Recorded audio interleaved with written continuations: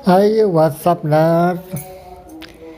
Kita akan jalan-jalan lagi ya. Siang ini pokoknya kita akan jalan-jalan lah ya, ke mana saja. Nah, ini kita baru aja cuci-cuci ya. Ya, begitulah ya kegiatan dari anak kos yang kere. WK, WK, WK. Sekarang kita OTW ke jalan ya. Oh ya, by the way, kayaknya sih ini ya, di depan tuh ada yang hajatan ya. Jadi di Kampung Mawar Desa Melati ini ada yang melangsungkan resepsi pernikahan. Nah, ini dia. Ternyata satu jalur diblokir, guys. Nah, di sebelah kiri kita itu diblokir ya, buat panggung hiburan organ tunggal gitu. Harusnya kita tuh jalan sana gitu. Cuma diblokir ya, gimana dong? Jadi kita harus muter ini. Ya, memang kalau hajatan di kampung itu ya kayak gitulah. Jadi hajatan di kampung itu memang kadang-kadang atau beberapa kali lah ya memblokir jalan umum gitu untuk dijadikan tempat resepsi pernikahan. Dalam hal ini itu untuk panggung hiburan organ tunggal, WK, WK, WK. Jadi mau tidak mau itu menghambat ya, menghambat perjalanan. Dan tentunya bukan cuma kita aja ya yang kerepotan. Itu kan di sebelah sana itu ya ada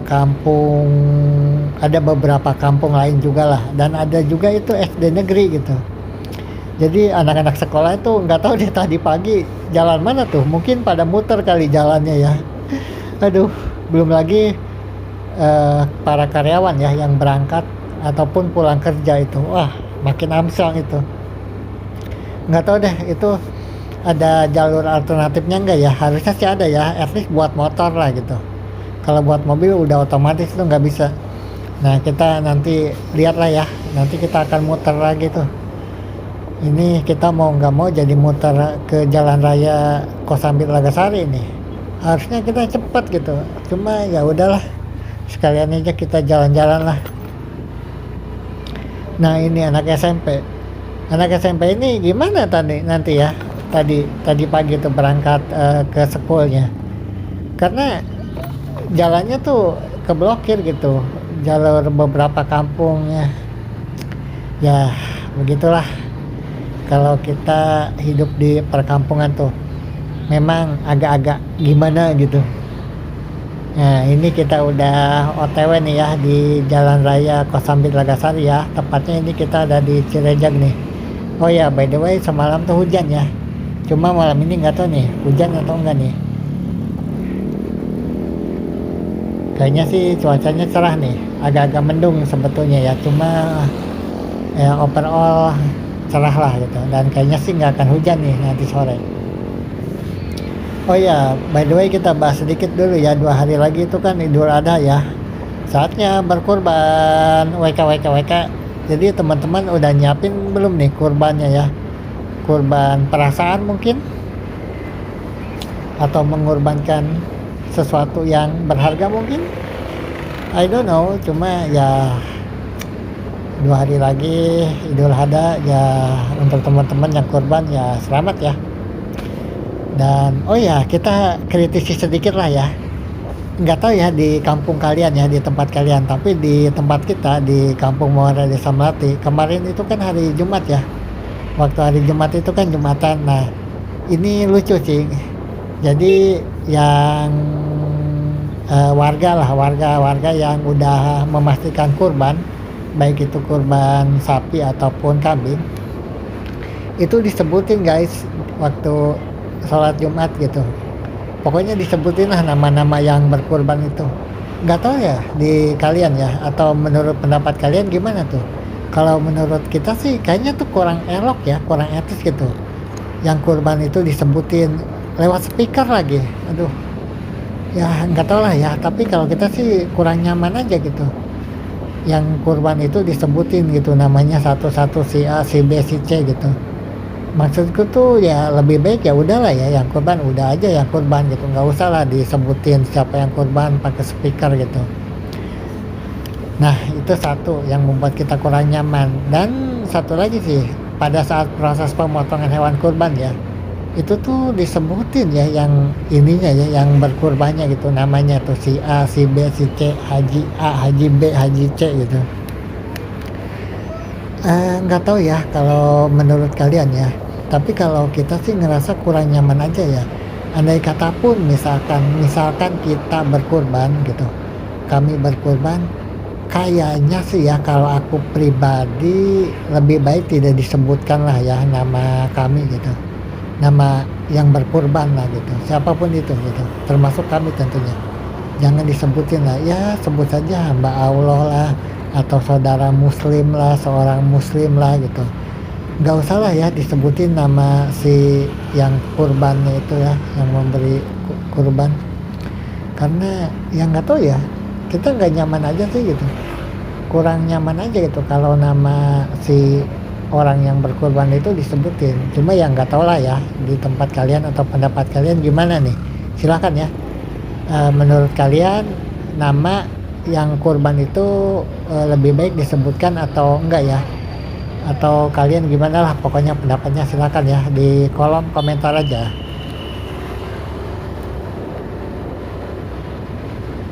Oke deh, sekarang kita ke motovlogan lagi ya. Ini kita lagi mana ya?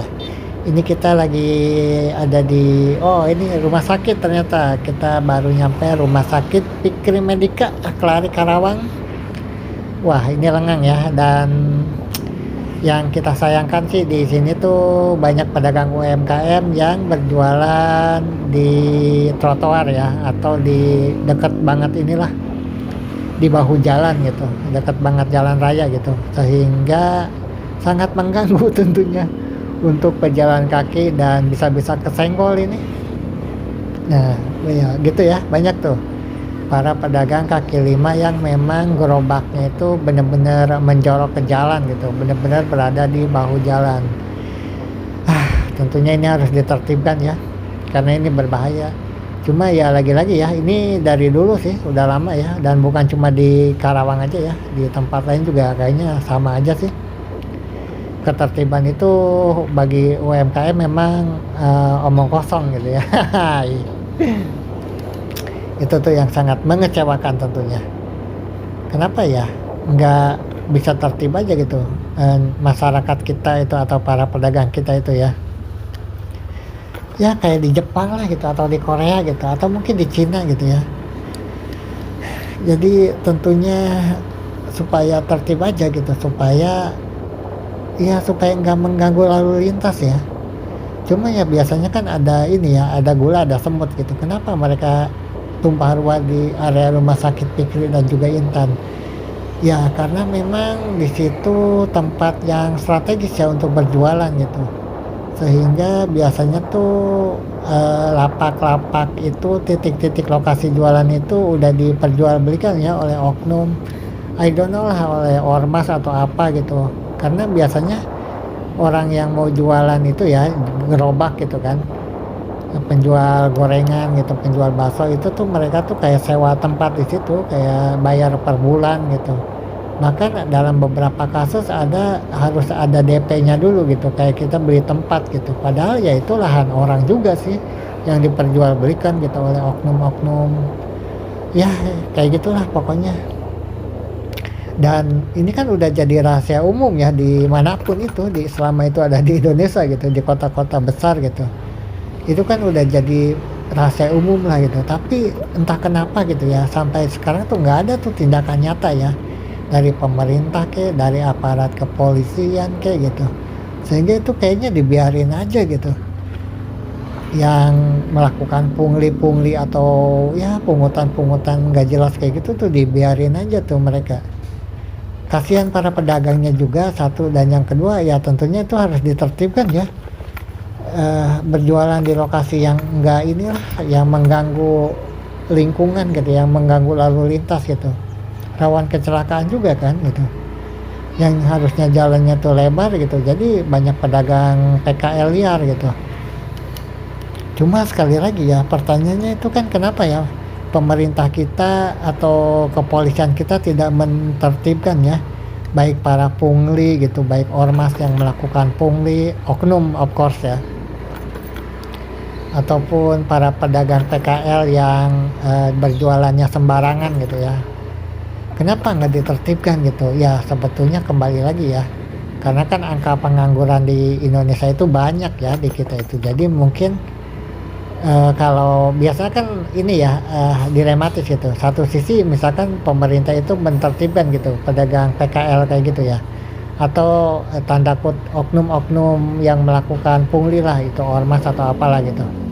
Nah itu kan nantinya mungkin mereka akan bilang gini, ya kasih gue kerjaan dong gitu. Kalau nah ketika mereka ditertibkan mereka ngomong kayak gitu kan, nyerang kayak gitu, kasih gue kerjaan dong. Nah tapi di satu sisi pemerintah kita pun tidak bisa tuh ngasih lapangan kerja gitu kan, tidak bisa membuka lapangan kerja gitu, sehingga ya udahlah gitu, daripada misalkan jadi beban gitu ya, jadi beban pemerintah misalkan, ya udahlah mereka PKL ya udah dibiarin aja gitu. Pemerintah kita tuh kayak tutup mata gitu ya dengan keberadaan PKL liar yang tumpah ruah gitu, yang semberawut gitu kan.